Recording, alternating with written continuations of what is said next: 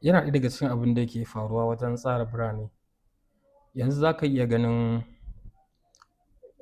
aiki guda biyu ko in ce layout ko kuma estate guda biyu a kusa da juna.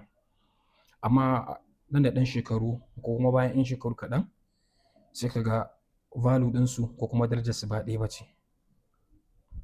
Me yasa hakan yake faruwa? Tsari shine amsar guda ɗaya. Tsarin da aka bi kafin da wajen lokacin da ake yi da kuma bayan lokacin da ake aiwatar da aikin wajen.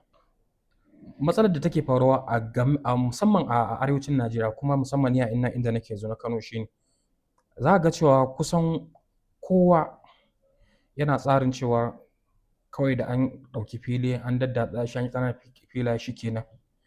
Ta zama sabuwar unguwa ko kuma ya zama sabon gari. Wanda kuma abin ba haka yake ba. Akwai sauran abubuwa da suke bibiya da suke tabbatar da cewa wannan gari ne kuma wannan unguwa ce. Kuma ɗaukar irin wannan a matsayin kadara yana da kuskure. Kadara ma'ana ka ɗauke shi a matsayin abin da ka ajiye saboda ake cewa kadara maganin ta ɓaci ne ake cewa, in ji malam Bahaushe.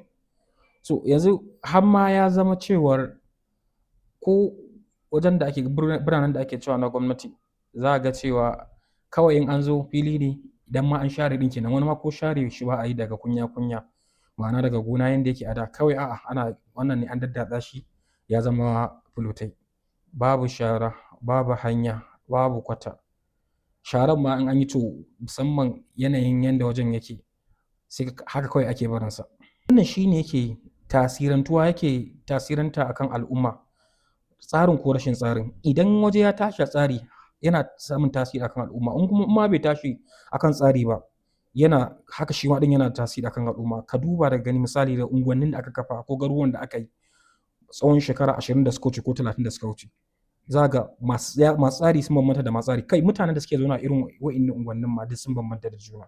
Ka duba akwai unguwanni da aka yi shekara 15 ko shekara 20 da suka wuce. Ka je ka ga yanda suke a yanzu. Wasu sai ka tausaya kanka. So amma ana kiransa a unguwanni ko kuma garuruwa. Lokacin da aka yi su idan ka gaya wa mutane cewa ga abin da zai faru to za ka ga cewa ba haka ba ne.